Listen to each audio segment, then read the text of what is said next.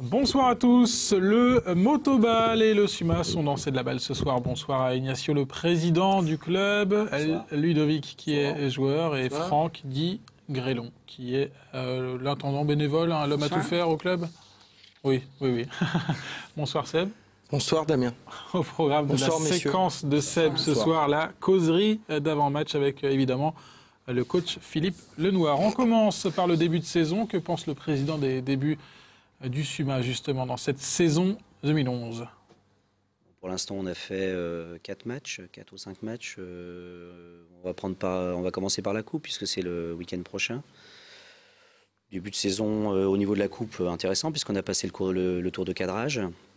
C'était important pour nous à la fois pour la préparation de l'équipe puisqu'on n'a pas eu de préparation, je dirais, de matchs amicaux avant. Et en même temps, pour moi, président, financièrement intéressant puisque on a eu un match à domicile contre Neuville. Malheureusement, le résultat n'est pas là parce qu'on a perdu 3-0. Il y a le match retour la semaine prochaine. Il y a le match retour samedi à Neuville. Donc au niveau de la coupe, globalement, c'est quand même positif puisqu'on a réussi à passer ce tour. Et on tombe sur le plus gros, la grosse équipe au deuxième tour. Donc là, c'était déjà difficile. L'équipe a vaincu depuis 1 an et demi maintenant. Ouais, tout à fait. Neuville, ouais. Donc Neuville. Ça, c'est pour la coupe. Le championnat, Ludovic, pour l'instant, 2 matchs officiels. En tout cas, il y a eu un match arrêté pour le 3e, on ne va pas en parler. Donc 2 matchs. Une victoire, une défaite. À part qu'il n'y aurait pas dû avoir cette défaite-là contre Saint-Georges. Je pense que c'est une erreur qui ne devrait pas être. C'est l'heure de l'ouverture du championnat. Ouais, voilà, ouais. Bon, on est encore confiant et puis c'est le début de saison, quoi. C'est ça, on est confiant, Ignacio? Oui, on est confiant. Bon, c'est un bilan mitigé en championnat parce qu'on a une victoire et une défaite.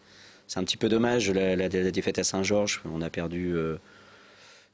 C'est pas la défaite, c'est un petit peu la manière qui a été difficile. On s'est repris la semaine dernière, il y a 15 jours, chez nous, contre Robion. C'est pas dû au fait que c'était le premier match de la saison? Dans toutes les compétitions, le premier match de la saison, c'est toujours quand même quelque chose de compliqué. Je crois qu'ils sont tous passés à côté, donc oui, peut-être. On a fait un point un petit peu après, tous ensemble. Bon, le match d'après, ça a été très positif puisqu'on a gagné 4-0. Bon, ce qui est dommage, c'est que c'est une équipe à notre portée, Saint-Georges, et on a laissé quelques points, quoi. C'est ce qui est un petit peu embêtant pour nous. Face à un concurrent direct, finalement. Face à un concurrent direct, une équipe qui est largement à notre portée. Bon, on va mettre ça sur le fait que c'était le premier match. Bon, Franck, c'est votre 134e début de saison à peu près au Suma. Comment vous le voyez, vous, d'un avis un peu extérieur en tant que supporter et puis intérieur, parce que vous faites partie à part entière du groupe? Il faut qu'on se mette en confiance, quoi. Je pense qu'on n'attaque pas les matchs comme on devrait On a du mal à se mettre dans le bain. Je pense qu'on a du mal à se dire... dès la première minute, se mettre vraiment dans le jeu, tout de suite dans le jus. Parce que des fois, en fin de deuxième, on est obligé de... Court après le score. Voilà, de réagir au bout de deuxième période, que le coach il dise, bon, allez hop, on va peut-être pas passer à travers. Bon, après, c'est un manque d'expérience et il faut que ça se fasse aussi. Après 134 saisons, c'est quand même une analyse intéressante, non? Oui, tout à fait. Ouais, tout à fait. On a besoin des personnes comme ça au club qui s'investissent beaucoup. T'es d'accord avec ce qu'il dit, Grélin? Je suis tout à fait d'accord avec lui. C'est vrai qu'il faut qu'on arrive à se trouver sur le terrain déjà, et puis je pense qu'on arrivera à faire quelque chose par la suite. C'est vrai que des fois on peut faire la diff tout de suite en début de match, et au lieu de courir sans arrêt après au score. Mais Franck fait partie des gens qui ont une très bonne analyse, puisque il fait partie de l'intendance, donc il prépare les joueurs avant le match, etc. Donc il sent tout de suite s'ils sont dans le coup, pas dans le coup dès le démarrage. C'est sa faute justement qu'ils ont du mal à démarrer le match. Allons. Non. Il va se sentir coupable. Il va culpabiliser, mais moi je plaisante. Non. Un mot sur le groupe, il n'a quasiment pas changé. Le groupe est le même que l'année dernière. Il y a un ou deux éléments qui jouaient en B encore l'année dernière qui font quelques apparitions en équipe 1, comme Maxime Ravier, Maurice Noblo. Donc c'est un apport supplémentaire. Je pense que ces joueurs-là, avec du temps de jeu durant la saison, vont nous apporter beaucoup par la suite. Ludovic, maintenant vous faites partie des cadres de cette équipe. Vous sentez que votre équipe est plus forte que l'année dernière? Ou alors les départs à la retraite? On peut dire plus forte, mais on essaie d'évoluer et de monter en grade, quoi. Il y a un début à tout. Maintenant, on a quand même Maxime et Maurice Noblo qui font partie de l'équipe première aussi, donc il faut essayer de jouer avec eux, quoi. Avec Julien Lenoir, Benjamin Viret, enfin tous les jeunes qui font partie maintenant donc, de cette équipe première du SUMA. Il est temps de passer, messieurs, à la séquence de Seb. Gros plan ce soir sur la causerie d'avant-match. Évidemment, c'est le coach Philippe Lenoir qui est aux commandes. C'est parti pour la séquence de Seb. On va préparer un petit peu l'équipe de première mi-temps, on va expliquer un petit peu les positionnements, qui va jouer, parce que là ils ne savent pas encore. La causerie d'avant-match, on essaye là, de se mettre un petit peu dans le jus tous. On voit, c'est pareil, il faut que les gars ils soient super motivés, quoi, comme n'importe quel sport. Hein. On ne laisse pas un gars tout seul se balader dans un coin. Si on veut commencer à avoir un peu une cohésion, et puis les deux anciens, je dirais entre parenthèses, faire participer un maximum les jeunes. Il y en a certains, moi j'ai vu avant match, certains me dire je suis pas dedans, c'est bien de reconnaître des gens. Il y en a beaucoup, ils joueraient, ils reconnaissent, ils sont pas dans le jus, ok, on en met un autre. Et puis, ou alors ils demandent 20 minutes de touche avec moi sur le banc, et puis on discute pendant 20 minutes, on essaye de voir un peu avec lui les positions. Et puis après, aujourd'hui tout le monde va tourner. Donc l'équipe de départ. Les goalkeepers, là. Tu commences? Ça, c'est qui? Là, le gardien, tu ne l'as pas mis, là. Ça, c'est les 4 motos, c'est ça? Voilà, ça, c'est le défenseur. Parce que cette année, on essaye un système défensif qu'on n'avait pas l'année dernière. C'est-à-dire que l'année dernière, on se repliait, si tu veux, Ouais. Il y avait un défenseur qui était là, on va dire à l'arrêt, pratiquement, et un là. On était 2 défenseurs. D'accord. Cette année, on va jouer différemment parce que les jeunes, pour acclimater les jeunes, il ne faut pas que je leur attribue un poste verrouillé, parce qu'ils ne sauront rien faire d'autre. Toute leur carrière de motoboleur, ils vont rester un poste verrouillé. Donc je fais une défense, on va dire, un système un peu entonnoir que beaucoup de clubs ont pris aujourd'hui, pour justement qu'ils soient capables d'aller à n'importe quel poste. On va voir les positions. Alors là, réglez-vous.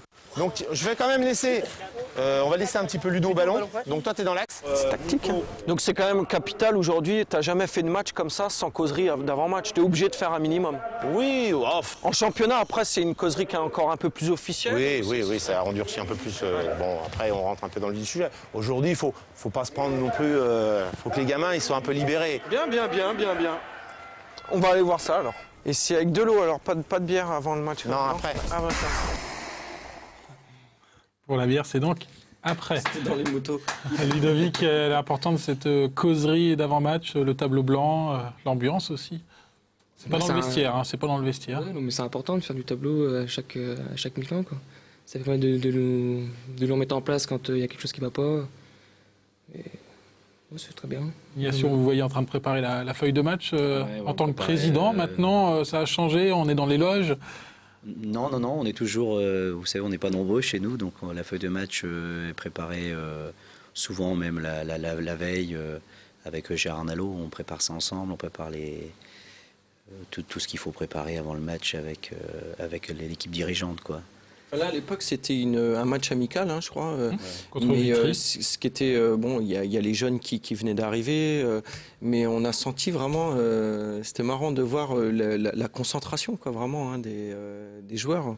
Même si, donc, c'est vrai qu'on est au haut niveau du motoball, mais voilà, une concentration vraiment qui était très intéressante à voir, quoi. Franck, vous assistez vous aussi à la causerie de temps en temps? On essaye de glisser même un petit mot à l'équipe? Oui. Comme je ne suis pas occupé auprès du terrain, oui, je viens les encourager. Mais bon. Et généralement, ça marche après, quand vous venez à la causerie à Victoire après? Déjà, la causerie avec Philippe qui cause, quoi. Je veux dire, bon, j'ai pas. Non, mais je ne vais pas m'en mêler, quoi. J'écoute, c'est tout, quoi. Après. Pour tous les matchs, tu as une façon de faire qui porte chance à l'équipe ou pas? T'as pas des petits... J'aime bien commencer à faire la touche du même côté. Des petits tocs, des tics. J'aime bien commencer du même côté, faire la touche. J'aime bien... voilà. On avait vu la ligne... J'aime bien aller les voir avant qu'ils montent sur la moto. C'est vrai que... Ouais, on avait vu la ligne de touche faite de travers, notamment. C'était un peu votre style, non? C'était très compliqué. Il y avait beaucoup de boue ces jours-là. Bon, on va maintenant parler à nouveau de la saison du SUMA. Quels sont les objectifs, là? clair et précis du SUMA pour cette saison? Nous, ce qu'on a toujours dit, on souhaiterait terminer dans la première moitié de tableau. Donc il y a 10 équipes en National 1. Idéalement, ça serait d'accrocher au moins la 5e place, quoi. Ça serait sympa pour le groupe. Ça montrerait déjà qu'on a progressé par rapport à l'année dernière. Et puis bon, on sait qu'il y a 2-3 équipes qui sont intouchables aujourd'hui, de par la qualité de leur effectif, de par l'expérience qu'ils ont pu avoir ces dernières années. Donc là, aujourd'hui, objectivement et en étant raisonnable, je pense que 5e place serait une bonne position pour le SUMA pour la saison qui vient. Ludovic, on se dit clairement, quand on donne le coup d'envoi d'un match contre Neuville, par exemple, là, c'est mission impossible. Il y a clairement un niveau d'écart entre vous et des équipes de haut de tableau. On voit déjà le niveau, ouais, c'est sûr qu'il y a une bonne expérience déjà qui est née chez eux, quoi, mais on est là on est là aussi pour jouer, donc je veux dire, essayer déjà d'en prendre le moins possible à voir. Ça, c'est sûr que. Mais la différence avec ces grosses équipes, c'est quoi? C'est la vitesse, c'est les passes, c'est la précision, c'est quoi? Ouais, ils se connaissent bien quoi, sur le terrain. Ça va vite, quoi. Ils arrivent à enchaîner très vite. Voilà, en fait, ouais, c'est ça. Les systèmes sont rodés. C'est là où ça se fait, la différence se fait, quoi. Ouais. Franck, il n'y a pas un petit peu de nostalgie quand on voit une équipe du SUMA toujours en reconstruction par rapport à cette équipe du SUMA qui truste les titres? Ouais, non, mais c'est sûr, mais bon, il faut que ça se fasse. C'est sûr que bon, ils disent qu'il ne faut pas qu'on empoigne une valise.